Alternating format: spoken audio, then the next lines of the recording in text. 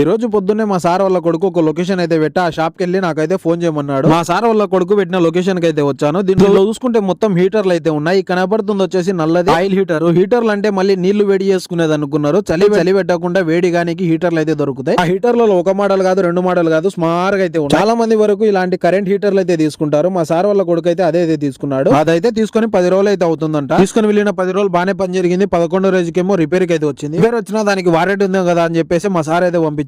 ఇందులో వచ్చి ఇంకా అతనికి ఫోన్ చేసి అతనైతే మాట్లాడుకుని నేను చెక్ చేస్తా అన్నాడు. ఇతను వచ్చేసి బంగ్లాదేశ్. ఆ షాప్ లో వచ్చేసి వర్క్ చేసే అతను. అలా అతను చెక్ చేస్తున్నాడో లేదో హీటర్ ఏమో పని జరుగుతుంది. కింద 4 బల్బులు వస్తున్నాయి, పైన ఏమన్నా రాలేదని చెప్పి మొత్తం చూస్తే మొత్తం 5 బల్బులు అయితే పని జరుగుతున్నాయి. ఇంకా మా సార్ వాళ్ళ కొడుకు అయితే ఫోన్ చేసి మొత్తం హీటర్ బానే ఉంది, బానే పని జరుగుతుంది అంటే నువ్వు 1-2 సార్లు చెక్ చేసుకోమన్నాడు. నేను 1-2 సార్లు చెక్ చేసా, బానే పని జరుగుతుంది అన్నాను. నువ్వు అయితే సరే తీసుకుని అయితే ఇంటికి రామన్నాడు. ఇండియాలో ఎండలకాలం వస్తే ఫ్రిడ్జ్ లకు ఎంత డిమాండ్ ఉంటుందో, కువైట్ లో ఈ చలికాలం వచ్చిందంటే హీటర్లకు ఇంత డిమాండ్ అయితే ఉంటుంది. చూసినారా వీడియో?